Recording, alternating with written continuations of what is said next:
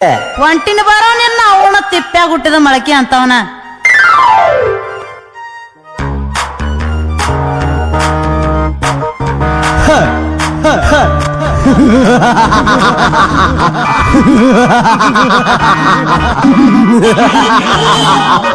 ಸಿದ್ಲಿಂಗಪ್ಪನ ಮಗಳು ಸರೋಜ.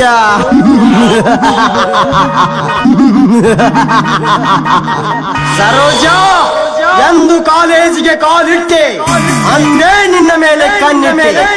ಅಂದು ಕಾಲೇಜಿನ ಪ್ರಿನ್ಸಿಪಾಲ್ನ ಎದುರಿಗೆ ನೀನು ನನ್ನ ಕೆನ್ನೆಗೆ ಹೊಡೆದ ಗಾಯ ಇನ್ನೂ ಮಾಸಿಲ್ಲ.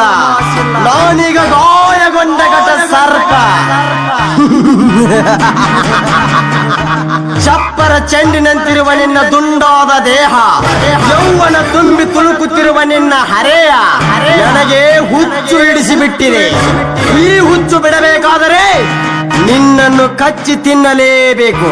ಸರೋಜ, ಈ ಕುಬೇರಪ್ಪನ ಕೈ ಹಿಡಿದರೆ ಕೈಲಾಸ, ಇಲ್ಲವಾದರೆ ನಿನಗೆ ವನವಾಸ.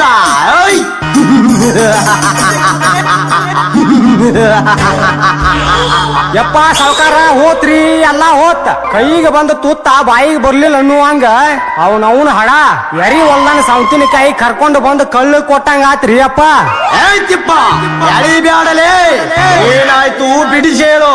ನೀವು ಕಣ್ಣಿಟ್ಟ ಸರೋಜ ಅವನ ನಾಗಪ್ಪ ಗೌಡನ ಮಗ ಸಂಜೀವಪ್ಪ ಕೊಂಡಾದ ಮೇಲೆ ಕುಂಡ್ರಿಸ್ಕೊಂಡು 3 ಸಲ ಜಾಲಿಗೆ ಹೋದ್ರಿ ಗೌಡ್ರ. ತಿಪ್ಪ ನೀ ಹೇಳುದು ನಿಜವೇನಲೇ? ಸುಳ್ಳು ಹೇಳು ನಮ್ ಗಾಣಿಗಾರ ವಂಶದಾಗ ಬಂದಿಲ್ರಿ.